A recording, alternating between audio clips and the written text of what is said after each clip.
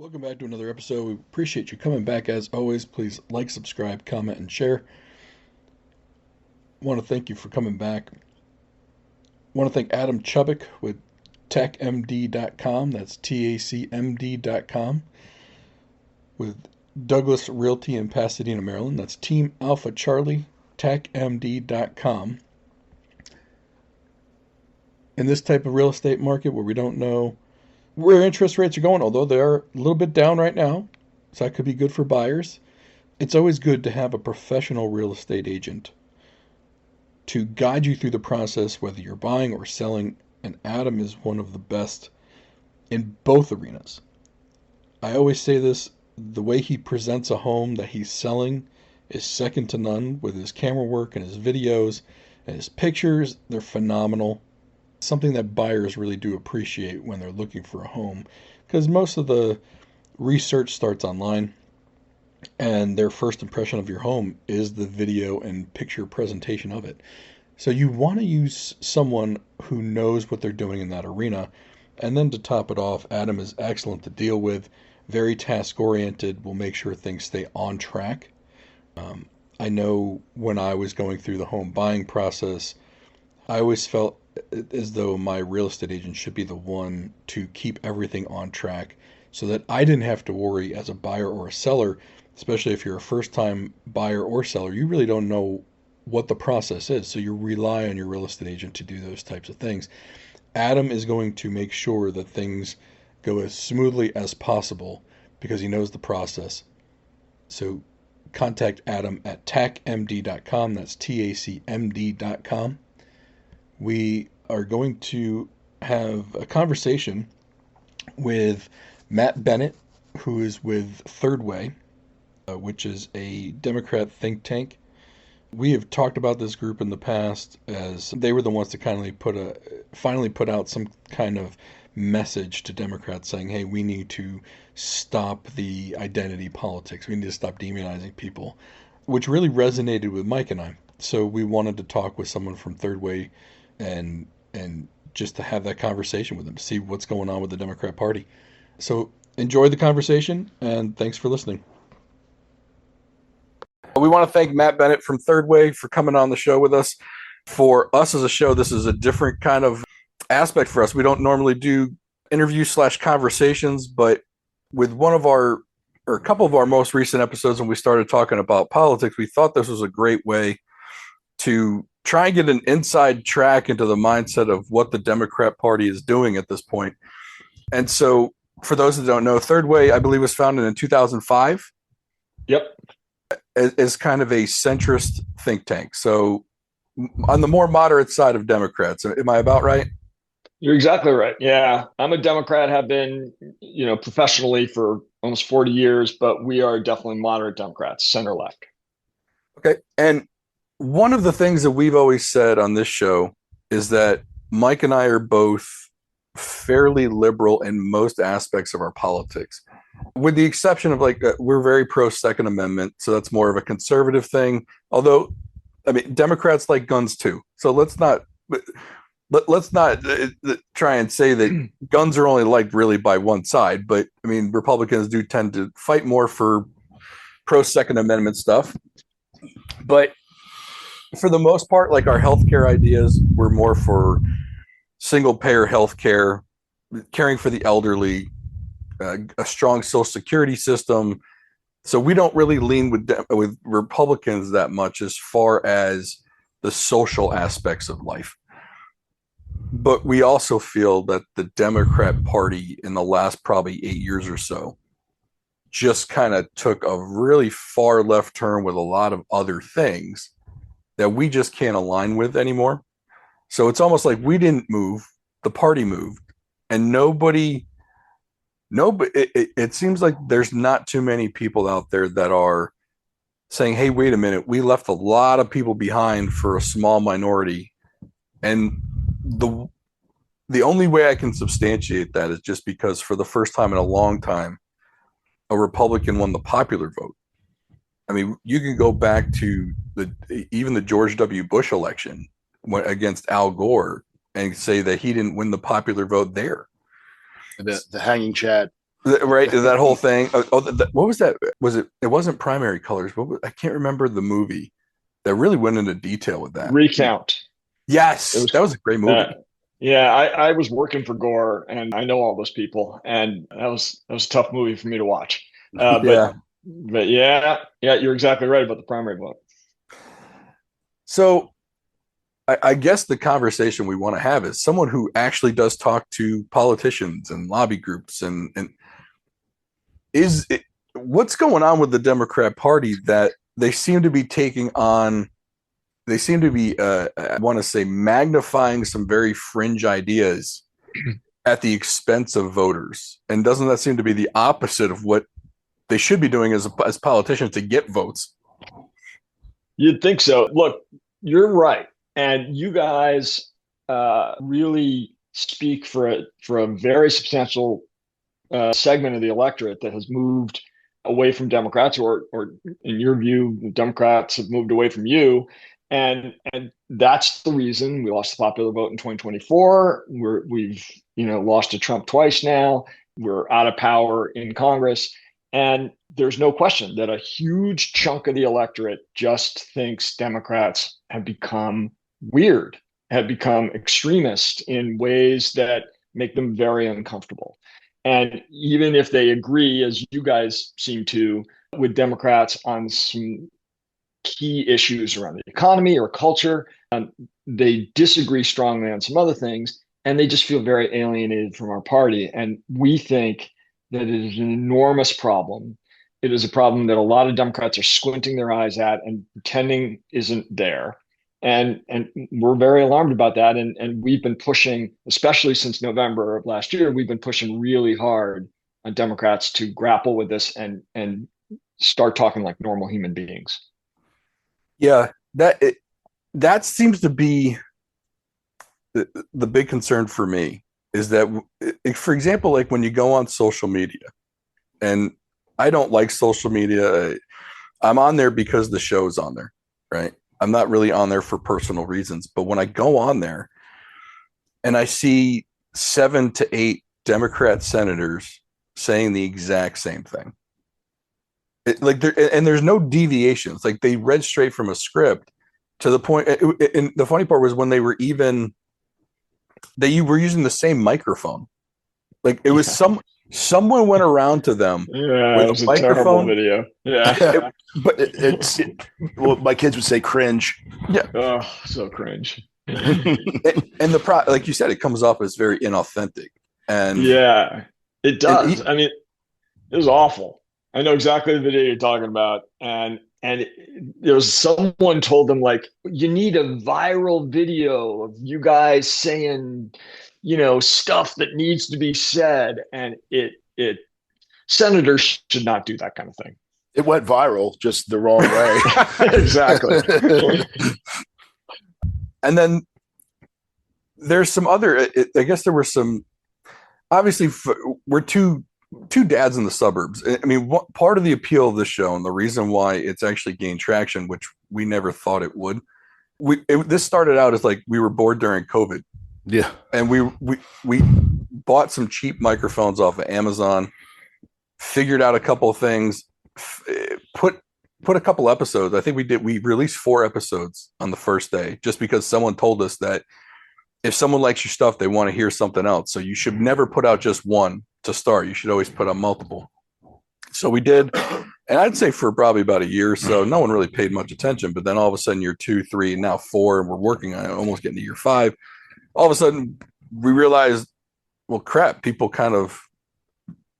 are listening because they're not getting this from anywhere else. Whereas it's just two guys in a basement just shooting the shit. And I mean, the reason why the show's called Driveway Beers isn't for the beer. It's basically because during COVID, we would literally go to our buddy's driveway after work with a beer and we would just talk about stuff. And a lot of it was the COVID stuff, the politics stuff, because that was what was coming up. And yeah, it seems to have resonated nationwide somehow as far as people that feel like they got left behind by both parties. I don't agree with a lot of the Republican stuff, but the one thing I can say for them is they seem that that's genuinely them. And if you don't agree with them, you don't agree with them, and they don't shout you down for it. At least some of them. And don't get me wrong, there are some that do. There are going to be fringes on both sides that do. But even as like liberals, if we say something, I mean, like me, I'm a dad. I've got 2 daughters that play sports. That's an issue for me. And the fact that the second I say something like that, I'm either a transphobe, I'm a homophobe, I'm a phobe, I'm an ist, I'm an ism, whatever it is. And I'm like, okay, but I also don't want my daughter to get a broken facial bone because a volleyball got spiked in her face. And that's happened.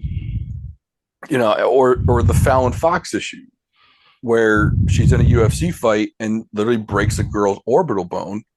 And the lady she fought didn't know about the situation. She's trans. Yeah. Right. And so, and then you've got the policies out in California, and now you're starting to see some of those volleyball matches where teams are forfeiting games because they don't want to play. And the funny part, it depends on which side of the aisle you're on. If you go conservative, you applaud the girls that are forfeiting, saying yes, women need to stand up, and women fought for Title IX for these types of things, and then you've got the other side saying they're bigoted, they're awful, they're horrible.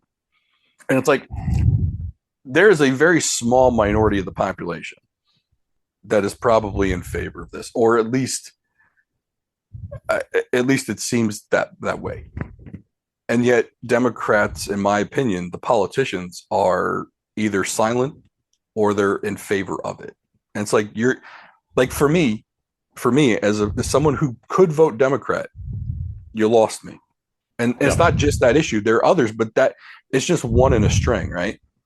And it's just like, at some point, someone has to say, we want to win an election. Yeah. So I think all the points you raised are really important. Let me just take on 2 of them. One is on the trans kids and sports issue. We have got to be able to say to the activists in our party, enough. I mean, first of all, you're hurting your own cause. And second of all, if you can assure that kids are going to be safe and that their games are going to be fair, then what are you even doing? Safety and fairness should be driving all of this decision making. And, I'm not sure Congress should be deciding precisely who gets to play and when, but I do think sports leagues should decide. The Olympics just made an announcement about how they're going to be governing this. And if every kid, certainly any kid who has gone through puberty, but any kid should be ensured that if they are going to be playing with biological boys, safety and fairness are going to be considered first. To your point, too often that isn't happening. And then the bigger political problem is the one you started with and finished with, which is, if your political party is running around calling a bunch of voters bigots, that's not a very good way of building a coalition, particularly if those people aren't actually bigots. Look, there are some on the far right, of course, who are, like there are actual Nazis out there. Those people are bigots. But if you're worried about your daughters playing volleyball, that does not make you a bigot. And the problem is Democrats have been telling people like you that you are, and that has been a catastrophic mistake. It's been unfair and immoral and incredibly stupid. Yeah, and I think it's, you go back to the bucket of deplorables, right? And for me, my dad was from Pittsburgh. Pittsburgh was traditionally a blue collar, union, salt of the earth type town, and that's how I grew up. So you're union Democrat type of guy. I was a Democrat my entire life. Sure. There was no question. Had I put an R after my name when I turned 18, I probably would have gotten kicked out of the house. But and I worked. I'm a union guy too. So now when you see union guys that are like, oh, I'm a bucket of deplorables now because I don't share these, exactly these views. I don't have any problem with people being trans or anything, live your life. But to be called a deplorable for raising a point like Alex did, and that quote wasn't directly referencing to that, but that's kind of the theme of it. it pushes those traditional votes outside. Well, if I got two choices and I don't want to be a deplorable, so or if I am a deplorable, I might as well go with the rest of them. And it was and then I think Chuck Schumer, during the last election had said, we'll replace and I'm paraphrasing here because I don't know the exact quote, but we'll replace the working class with suburban white women, college educated. Like that's just a terrible move. And it seems that they're never called out on it either. Well, couldn't agree more. A big part of the work that we've been doing is trying to get Democrats to stop promoting ideas and talking in ways that make non-bigoted people believe that we think that they're bigoted. I can't emphasize enough how incredibly dumb that is, how offensive it is. It on every level, Democrats and their allies need to stop doing it. And I think one of the reasons you guys got in touch with me is we put out a short memo last month where we outlined 42 words and phrases that Democrats use that not only do the things that you guys are talking about, which is to make people like you feel rejected by Democrats, but also they're just not how human beings talk to each other in the real world. They're words and phrases that come out of academia or therapy or very woke spaces that just do not work. And too often Democrats are running around using these phrases to signal virtue, as Alex said, and it's really alienating to a huge percentage of the public. So very much agree with both of you on this, and we've been working hard to try to turn this around. And then some of the things that I've been baffled by a little bit has been I guess it's got more to do with some of the news organizations. And I'm going to use Don Lemon and Chris Cuomo as examples. Mm-hmm. Both of them were on CNN. Both of them were fired. Yep. For various reasons, whatever it is. And then Chris Cuomo is probably the biggest example I'm going to use. So Chris Cuomo is now with, I guess, Newsmax or something. News Nation, I think. News Nation, yeah. Sorry. Yeah, News Nation. And I'll give him credit. He's willing to go on any show and talk about anything about what he said on CNN. Yep. My problem with that is he never admits, hey, I got a lot of it wrong. Right.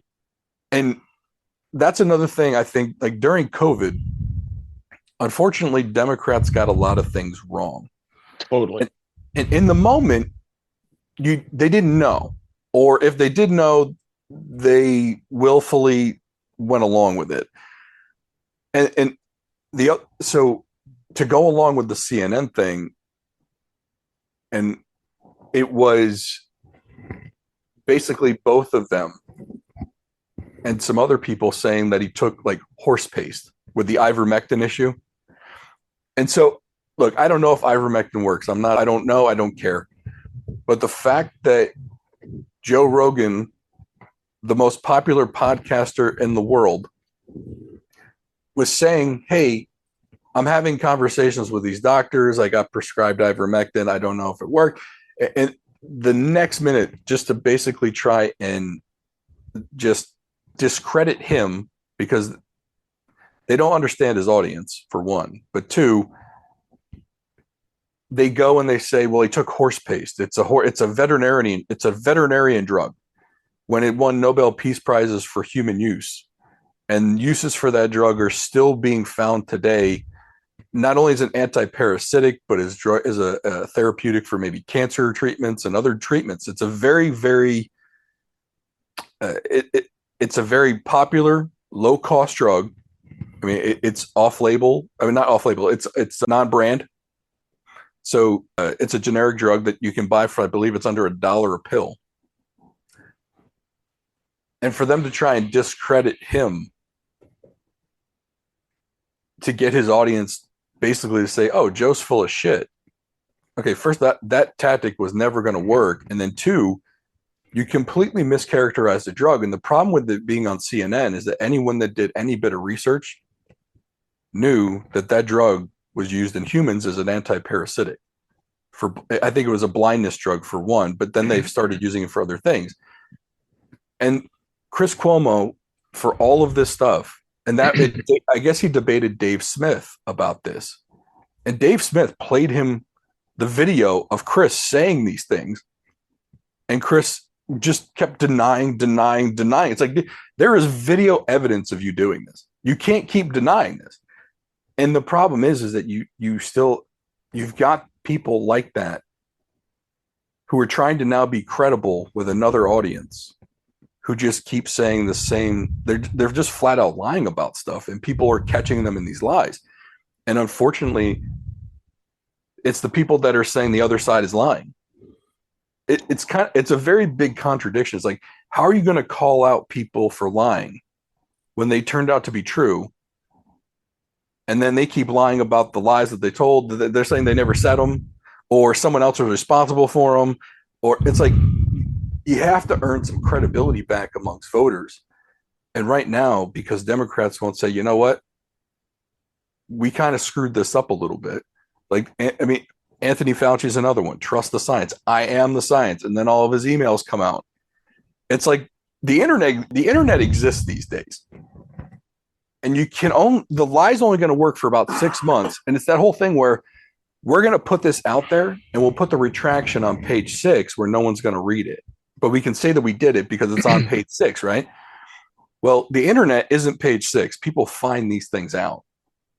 And it's a lack of credibility, I think. And there's some other issues that have gone into this, like some of the social media people like David Pakman, Olivia Giuliana, Chris Mowry, they were found to be paid by an organization, and the entire time they're saying they're not being paid for their thoughts. And it's like, well, now they got paid for their thoughts, and oh, by the way, they also were getting memos on what to say. And then, of course, David Pakman's response to that was, well, I can still be independent while getting paid. It's like, no, you can't. And so I guess my question for you is how do Democrats get credibility back as far as, because it's not the base that they have to worry about, because the base is going to believe them hook, line, and sinker. It's the voters like me who they lost in the middle. The middle is 40% of the voting population. They determine general elections. Yep. And they're usually stuck with whoever got voted in through a primary, right? It's a bag of crap if you're in the middle, because you either get one extreme or another. You never get the middle. And it's also why it's refreshing to hear John Fetterman. And the reason why I bring up Fetterman is because he's a very centrist Democrat, but he's like us.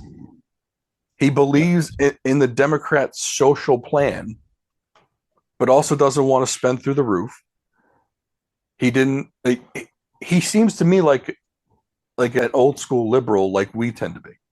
Like, he speaks to us. I can't vote for him though, because he's not my senator, right? Right. But I feel like he's the only one right now. And where do you feel that do you feel, and the other, he might get primaried because of his positions. So it's where do you think the party can go? I mean, as someone who talks to these people, you talk to these people, you have an inside line to them.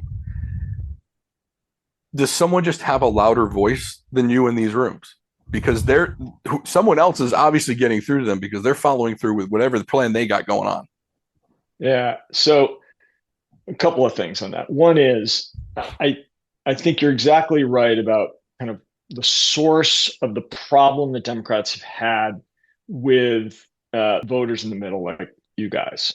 And I think it's a bunch of things. It's the thing we touched on earlier, which is that Democrats and their allies tend to talk in ways that are alienating or actually make you feel like we believe that you're bigots, which is the worst possible thing. It's how we responded to COVID. I would say, for the most part, Democrats were basically right about COVID, but we got some things very, very wrong. And to your point, we have not acknowledged where those mistakes were made. I think the biggest mistake was around schools. We closed down the schools for way too long, and states like Florida, which were run by Republicans, open up their schools, and they were right and Democrats were wrong. And that has hurt us badly. I mean, we lost the governor's race in Virginia 4 years ago on that issue. And I think there were a number of other things, the kind of back and forth on masks and guidance around medicines, as you were discussing. And so I do think Democrats have some real mea culpas to do around all of that. Having said all that, let me just make one little kind of partisan caveat, which is Republicans are lying a lot too. I mean, we could spend a lot of time talking about all the things Republicans are saying that just aren't true basically every day, led by the president. I mean, he says things every single day that just aren't true. So I think that this has become a kind of endemic problem in our politics, but Democrats believe ourselves to be the truthful ones. And that's the brand that we want to build. And that means we have to hold ourselves to a higher standard. And when we make mistakes, we need to own them. And to your point, we're not doing that enough. I think that the solution to that, I'll shut up in 1 second. The solution to that is ultimately we need a new generation of leaders. And one of our problems, I mean, became blindingly obvious last year, is many of our leaders are too old. Obviously, Joe Biden was too old. Chuck Schumer is probably too old. He's almost 78. And we need new people, not only because we need a younger generation of folks leading the party, but also because we need new voices. And I think you asked kind of what's the solution to this? Who's going to come along to fix it? I don't know, but I can tell you this. Parties are ultimately defined by the people who become their nominees or win the presidency. That is how American parties are fixed in people's minds. So just think back to 2012. The Republicans lose to Obama. The Republican National Committee does a big autopsy. Why did we lose? And the conclusion that they reached in 2012 was we lost because we are too harsh to immigrants. We're too mean to immigrants. That's what they decided when they were out of power and Democrats were in charge. And then 2 years later, Donald Trump comes down the escalator and they do the exact opposite. They decide that they're going to go harder against immigrants, and that comes to define the party. So my point is, it doesn't matter what the RNC said or what these kind of congressional leaders wanted to do or a governor or two. Ultimately, the Republican brand was defined by Trump when he became the nominee, and he has managed that brand as president and as the leader of the party in the opposition for the last 12 years or 10 years. We will not have that until we have a nominee, and that is a long time from now. So for the next 2.5-ish years, Democrats are probably going to be kind of caught in this cycle where no one can define what it is to be a Democrat. There are going to be leaders coming along they're going to say things that you like, people like Fetterman, other centrists who are talking in sensible ways, but the party brand won't change until we have a nominee. It's just an unfortunate fact of life in American politics. Now, do you not to try to look into the crystal ball, but just at the bench, it doesn't seem that Democrats have a very deep bench right now of people who are, and again, I think it gets back to what Alex said earlier, where, they're all in lockstep. It doesn't seem to be a lot of dissenting voices. I was listening to a podcast. I forget who the guest was, but, he kind of said that Republicans are like Mustangs and they're all biting each other and fighting amongst themselves, where Democrats are like trail horses and they'll put the horse puts the nose right up the butt of the one in front of it and they're all going together.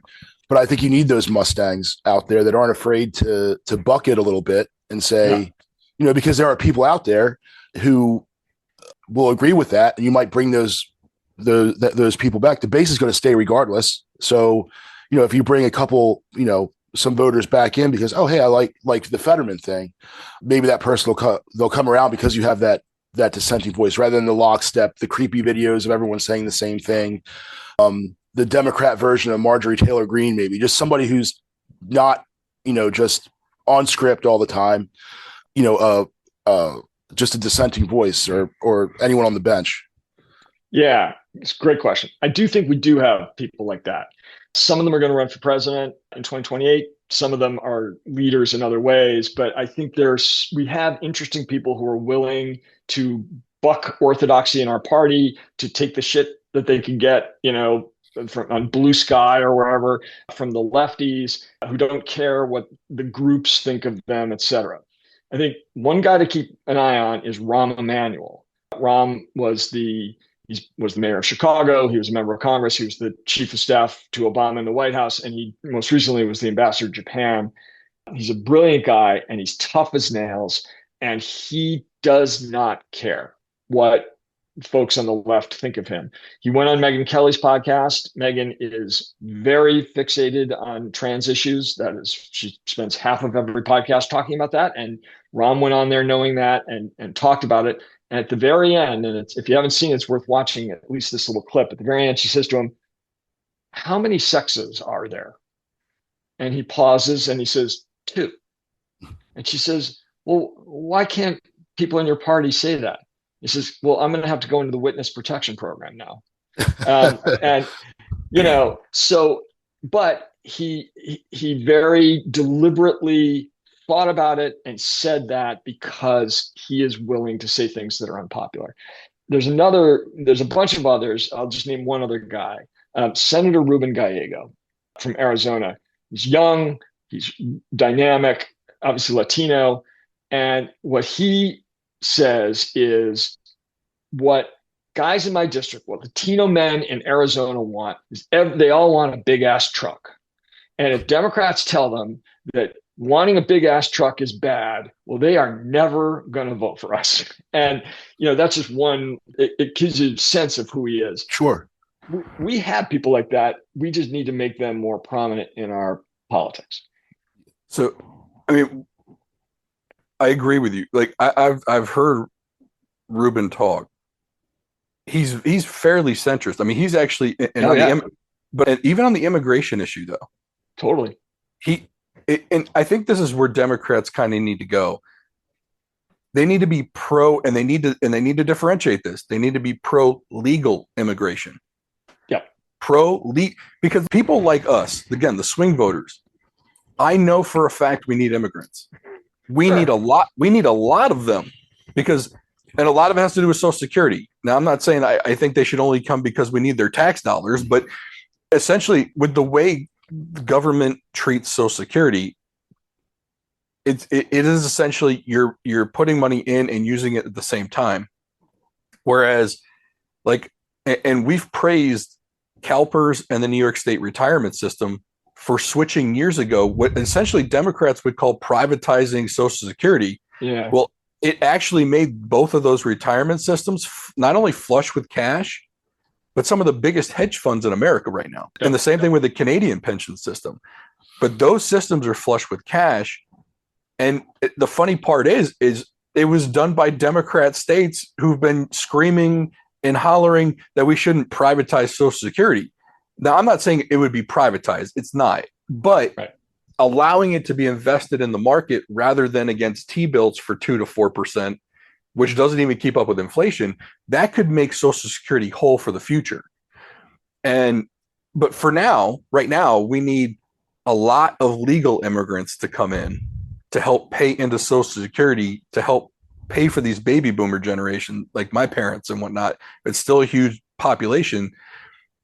It would help.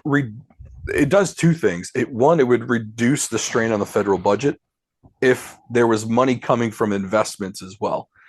It would make that system whole so that 20% of the federal budget isn't paid out into Social Security.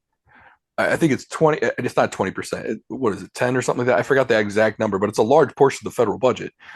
But we need legal immigrants. We don't need 12 million illegal immigrants. But this was something back when I was younger. It was an issue back then as far as revamping the legal immigration process. And I've always said it's way too complicated. The only people that the immigration process benefits are immigration lawyers because they get paid a butt ton of fees, and the smugglers on the other end because the people in South America, they got to pay the smugglers to get over here.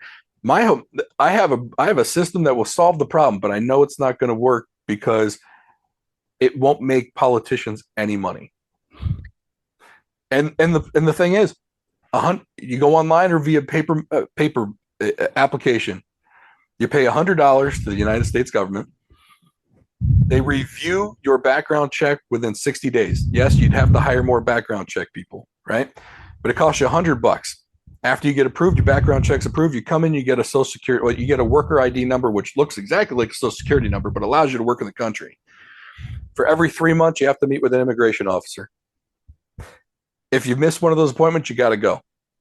As long as you make it to those 3 appointments and you stay on the good side of the law, you get to stay. Year 2, you pay another $100 to renew it. Now you're meeting every 6 months for the next 3 years. That gets you to year 4. Every year is a $100 renewal. Year 4 into year 5, you meet every 6 months. At the end of it, you take the citizenship test. You pay, I think, another $150, and you are now a U.S. citizen. You've proven you can stay here and work for 5 years and not get in trouble. It costs you about $550 to do it.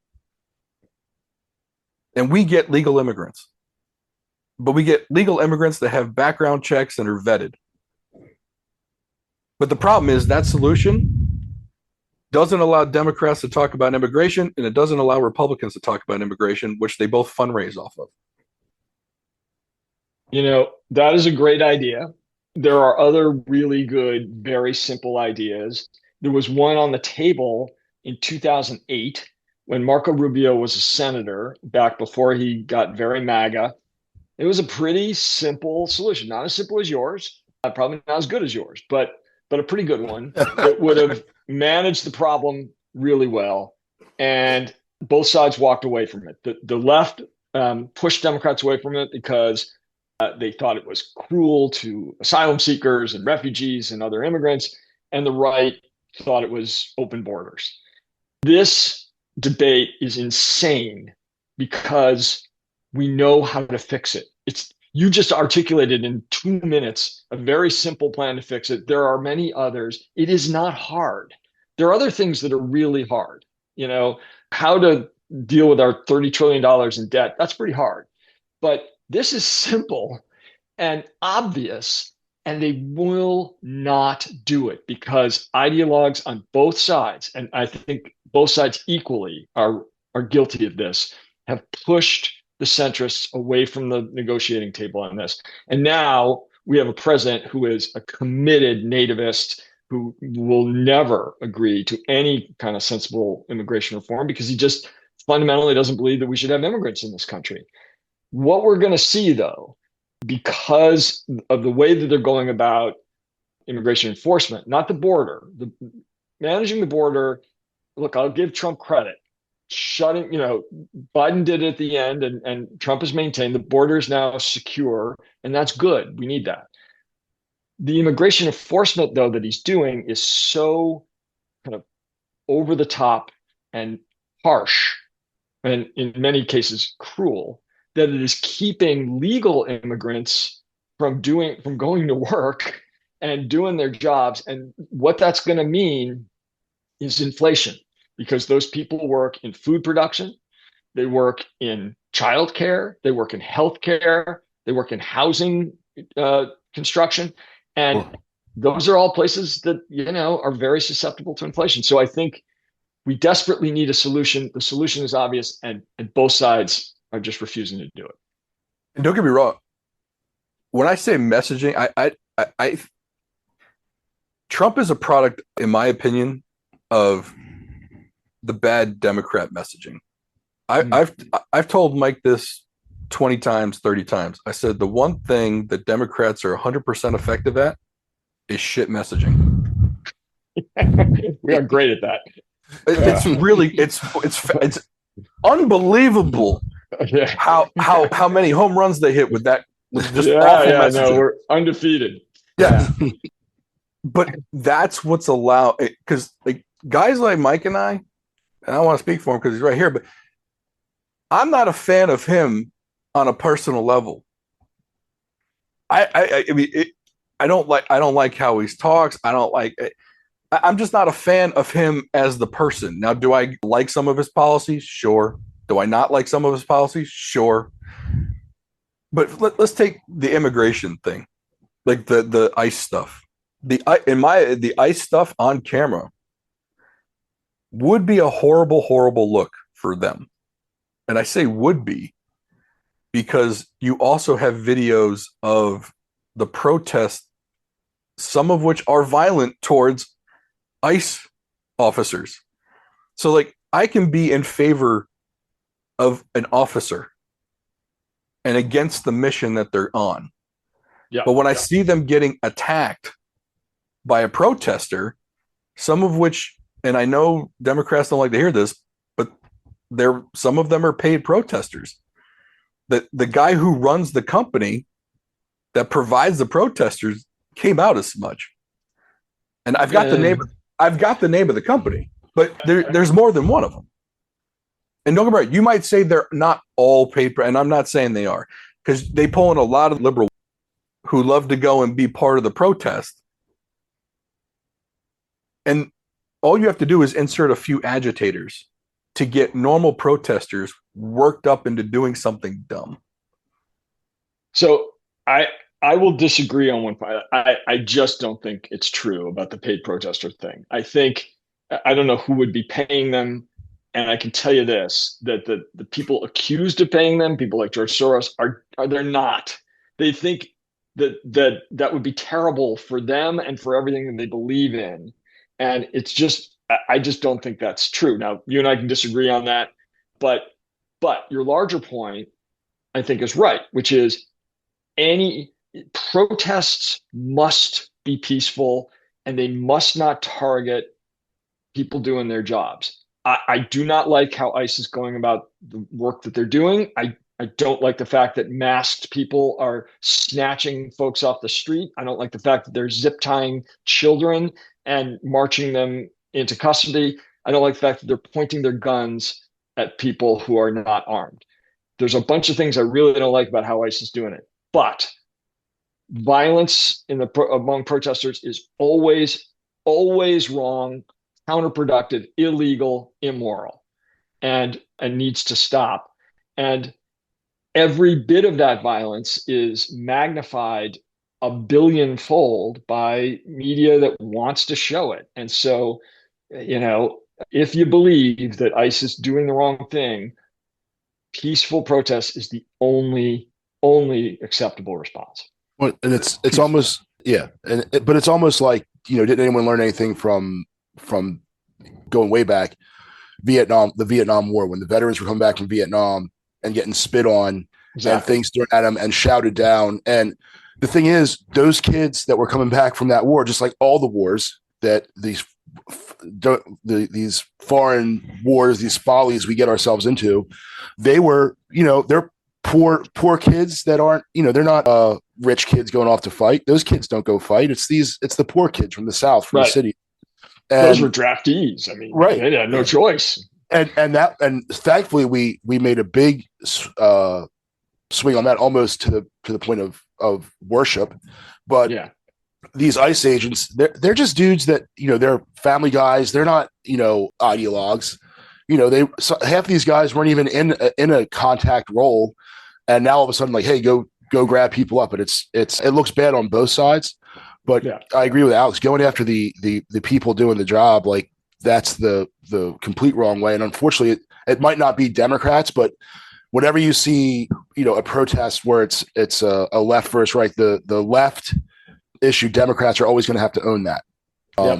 So, well, and the point going to masks is, do I want masked police officers going through the cities? No. But at the same time, part of the reason why they're doing that is because activists were taking their pictures, showing up at their house and threatening violence to them as individuals.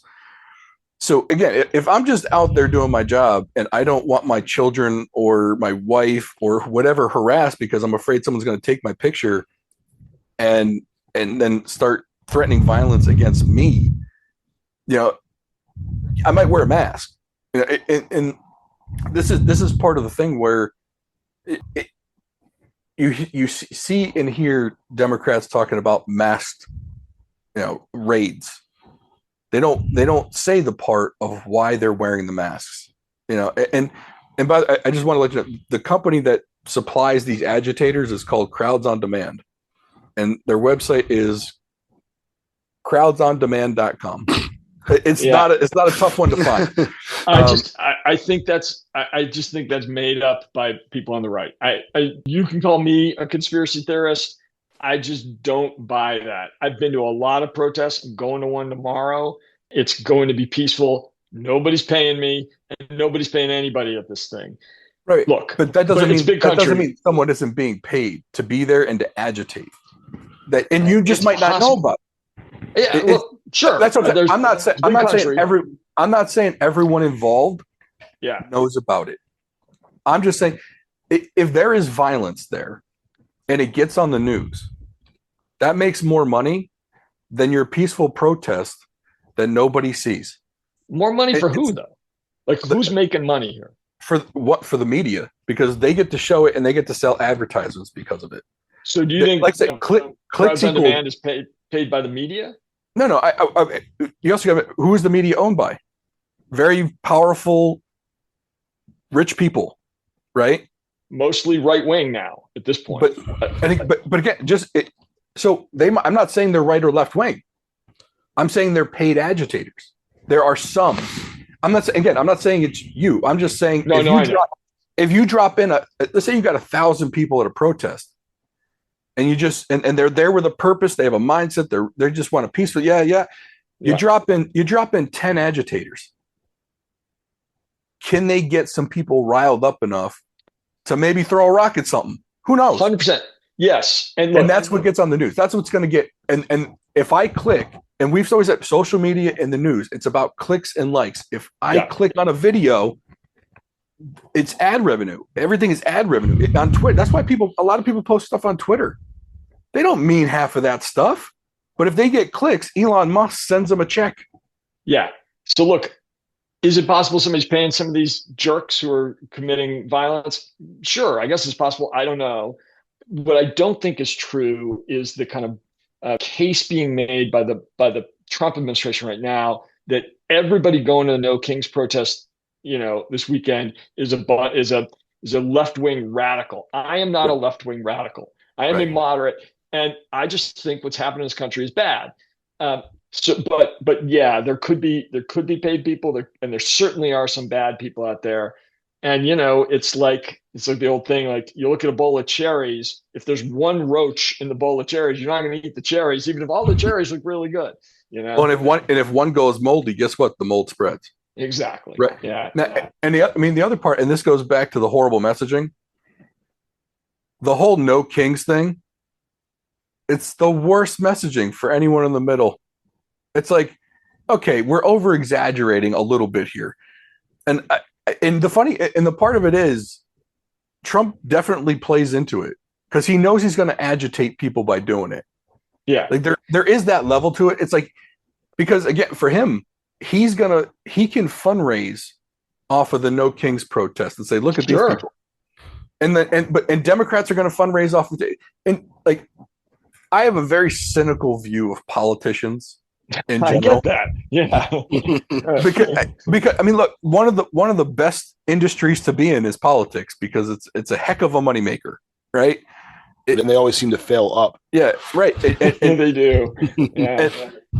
And one of the politicians that I really, really liked, and unfortunately, I think he got caught up in the last probably 4 to 6 years of stuff, just by association. And it was Pete Buttigieg.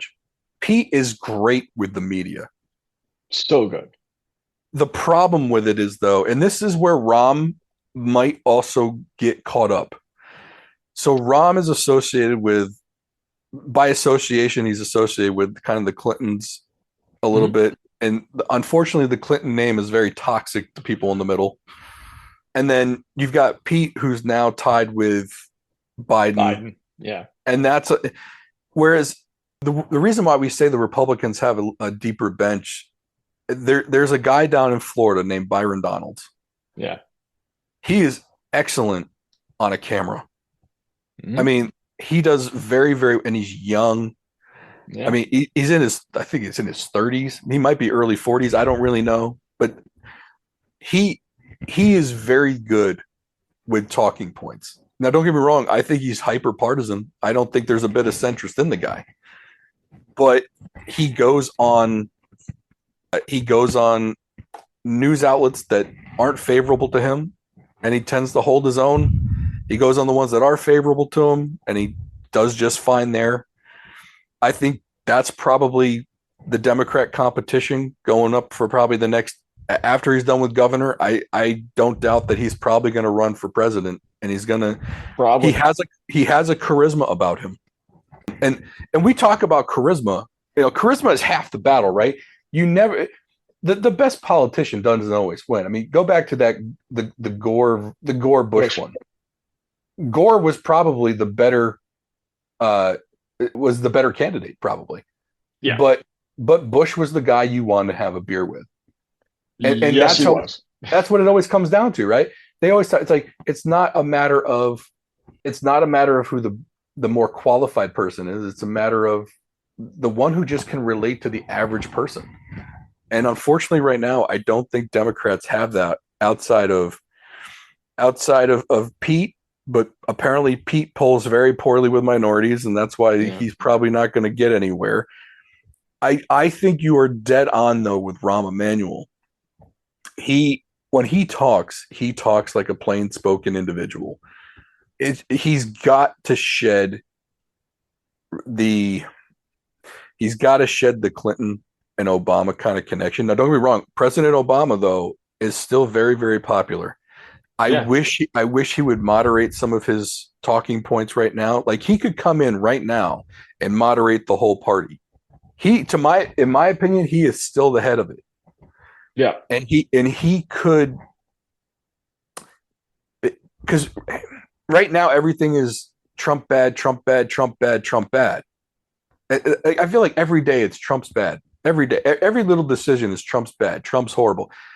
Like every single day, we have to hear about how bad Trump is, and everyone's like, It's that whole the key word right now. The talking point right now is the word fatigue. Everything fatigue. Mm-hmm. White people fatigue, black people fatigue, Trump fatigue, iced tea fatigue. Everything.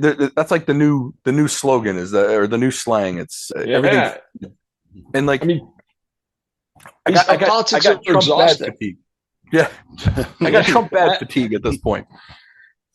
I hear you. Look, first of all, I think that Rahm can define himself on his own terms. I think he's done enough.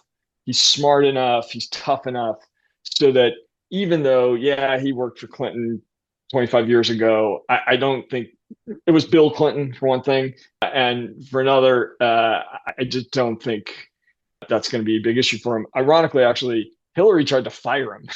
He worked in the White House. And he just goes to his toughness. He just was like, refused to be fired. He was like, I'm not fired.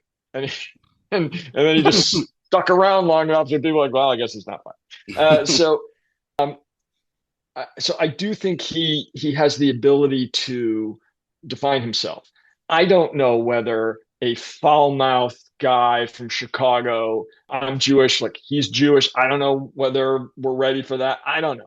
But, we are. We got a foul mouth guy in there. Yeah, we got a foul mouth guy. The foul mouth thing, I think for sure we're good with. But that's actually in his favor. Are you kidding me? That's probably right. That's part of his appeal. You know, Obama made a joke about him. He said when Rahm was young, he in a woodworking accident, he cut off part of his middle finger, rendering him practically mute.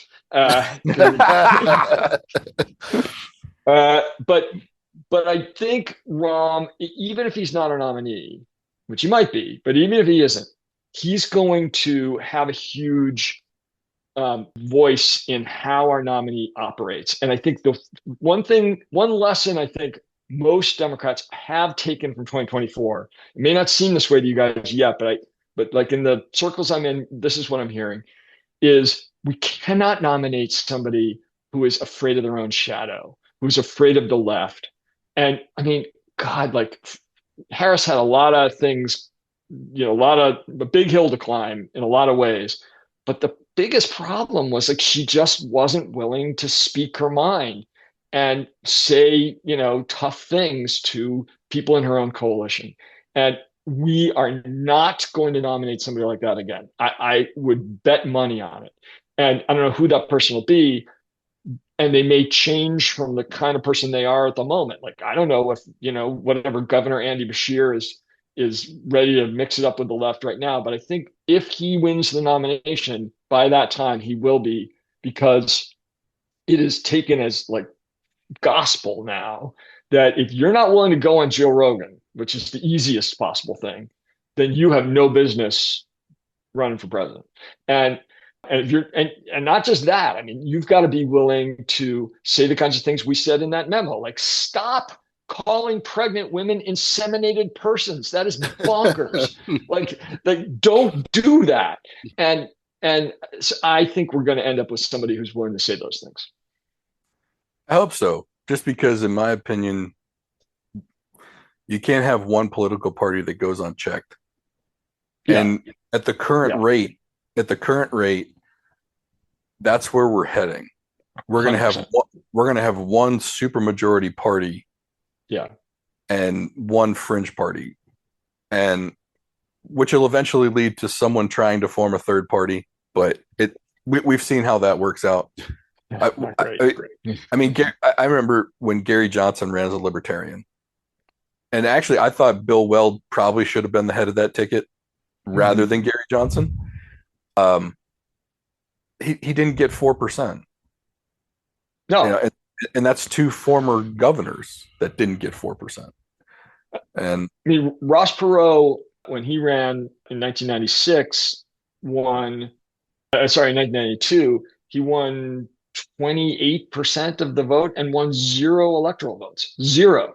I mean, I spent a lot of the last year fighting against this group, No Labels, that was trying to gin up a third party candidate because we were really worried that it would hurt the Democratic nominee. Now it turns out it didn't matter anyway, but we didn't know that at the time. I mean, maybe a third party will come along at some point. I don't think they'll start with a presidential nominee. I think they'll start in Congress. And by the way, if you had a group of independents in the Senate, real independents, who didn't care about committee assignments, didn't need to go to lunch with one or the other of their party every week, just didn't give a crap about any of that, and said to both parties, we're going to vote as centrists.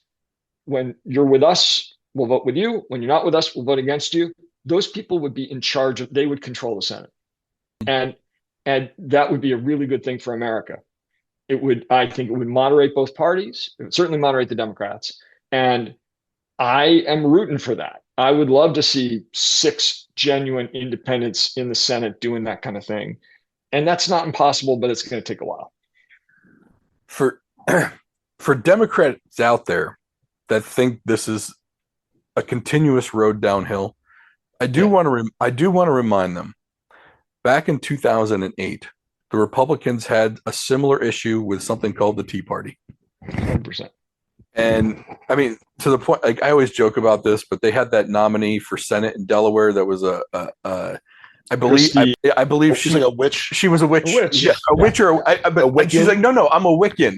Yeah, lady. To everyone else, that's the same thing. You might as well wear a pointy hat and fly around on the broom. Correct. You just call yourself Hilda. I mean, she actually had to run an ad where she looks at the camera and says, "I'm not a witch. I'm you." But look where the Republicans are now. So I will say it's not all doom and gloom, but the one thing the Republicans had to do was they kind of had to weed out some crazy in order to get votes back. Totally. And I feel like that's where Democrats are now. Like you got to drop the witches. You got to drop it. You can't, or at least you can't have them running for office. You know what I mean? Like maybe put them in the back corner. Let them cook on the grill in the back where nobody can see. Exactly. You know but we can't have them out front talking. Cooking kettles, I think. Yeah, Alex. Yeah. A cauldron. It's a cauldron. Yeah, that's right. Yeah. You can't have them serving the Happy Meal. They can make the Happy Meal, but you can't have them serve it to the kid because that's going to creep them out. Yeah. So there is hope. there There is is. there is a way to turn this around, but and this is one of the reasons why we want to talk with you guys, because you are the moderates in the room. It seems like you Yeah. are the adults in the room. You're still Democrats. Like, it's not like us. We decided to pack our bags because we got told we were the worst humans on earth.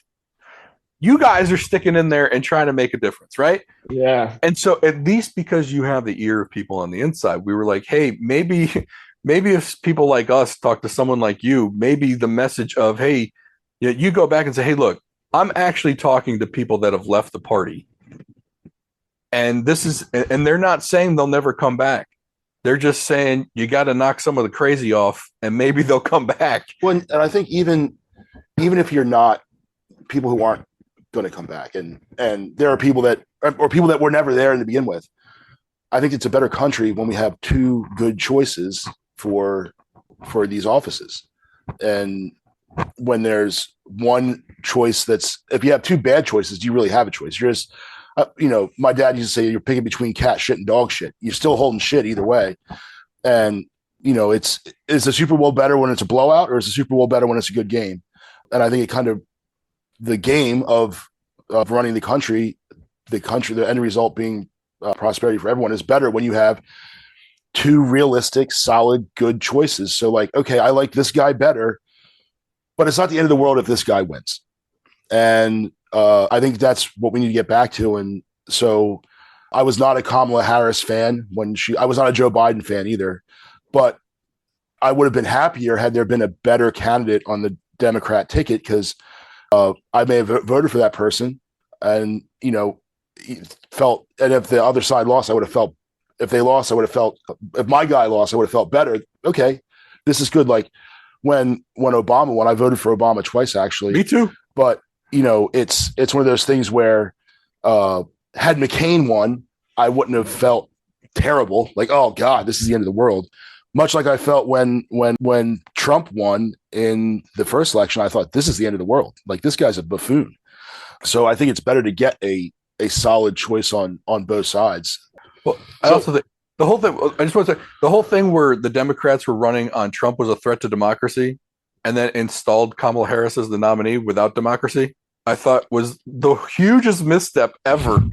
One great, yeah. So let me just say two quick things about all those points. One is, couldn't agree more that single party rule is very, very bad. And I'll just point to my own side. We had single party rule in cities like San Francisco, and it was a disaster. San Francisco went from a thriving, international magnet to a total catastrophe because very lefty Democrats had no one checking them, and they did all kinds of stupid and crazy things. It is starting to turn around because a bunch of centrists kicked out the terrible DA, and now we have a DA who's actually doing her job. They kicked out the terrible mayor. We have a mayor that's doing better. But single party rule sucks, and we need a vigorous competition between two capable parties in this country. Second thing is, I felt just like you guys did. I started my career in 1987 working on the presidential race. Did I think the world would end if George H.W. Bush won the president? I did not. In fact, he was a pretty good president. And did I think the world would end when Mitt Romney was running, if he ran? No, I really wanted Obama to win that. I liked Obama, but I would have slept fine at night with Mitt Romney as president. And we desperately need to get back to that. And then the third thing I just want to reiterate is, I don't want to be in a party that has driven guys like you away. And I certainly don't want to be in a party that makes guys like you feel like we think that you're bigots. And people in my organization get up every day trying to change our party so that is no longer the case. It is not going to happen overnight, but I don't think it's impossible. Nothing in politics is ever permanent. In 2004, after Bush won easily in 2004, Karl Rove said, "Oh, it's a permanent Republican majority."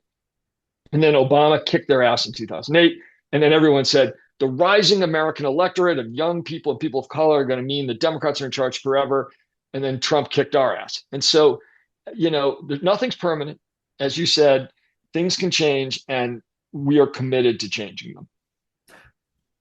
we keep at almost every episode, well, not almost every, but so we're brilliant in our own mind, right? About a lot of stuff. Just ask, we'll tell you. Yeah, we'll tell you all the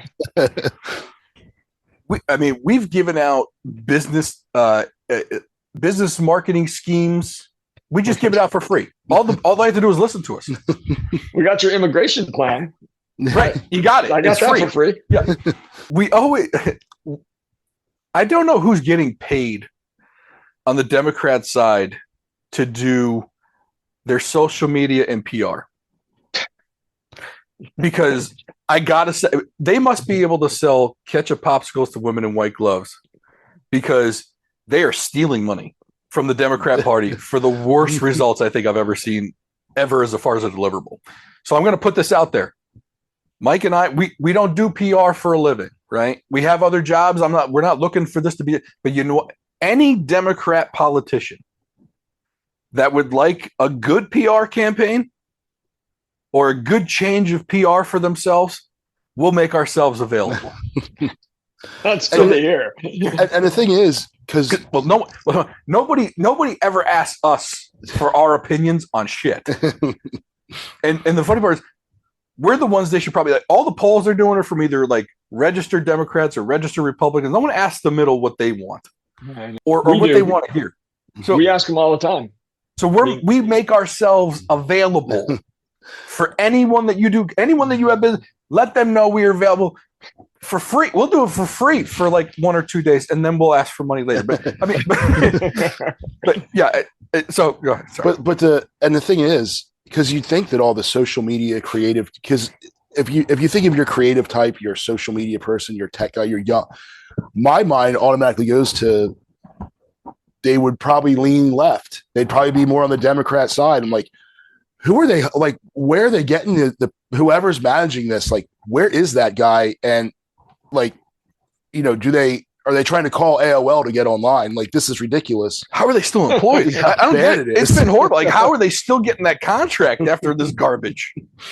Believe me when I tell you, we ask ourselves that all the time. I mean, do you know how much money was spent in 2024? It was billions of dollars. Yeah. Billions. And I would say the rate of return was low on that billions of dollars. And look, it is a huge problem. And the problem is, in our kind of modern communications ecosystem, the Democratic Party is actually not doing almost any of this. Nobody ever sees anything coming out of the actual DNC. That is a tiny little corner of politics. What you think of when you think of a Democrat is the politicians themselves and their campaign teams, but also like this huge ecosystem around them that is the philanthropies and the nonprofits and the single issue groups and the groups like mine. And it's a big kind of chaotic set of organizations.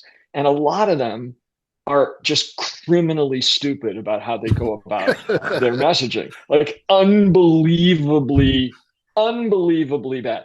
They're continuing to like make Democratic candidates fill out these insane questionnaires where they pledge to do stupid and unpopular things, and they put out this terrible comms. And so, believe me, I agree. And it's going to be the work of years to turn that stuff around. We appreciate you coming on. I want to thank Matt Bennett with Thirdway. What's the website they can go and check you guys out on? It's Thirdway, THIRDWAY.org. That's great. All right, so we'll end it there. But I mean, it was great having you on. Thank you for having me. Really enjoyed it. Thanks for reaching out. We want to thank Matt Bennett with thirdway.org. Really appreciate him coming out and speaking with us. It's good to hear a refreshing, honest voice on some of these issues, especially from someone that speaks with politicians and other groups. I want to thank Adam Chubbuck with Douglas Realty in Pasadena, Maryland. That's tacmd.com, TACMD.com. Contact Adam today, schedule your appointment if you need help with any real estate needs that you have. I want to thank you for listening. Please like, subscribe, comment, and share wherever you are listening to this podcast, and we'll see you next week.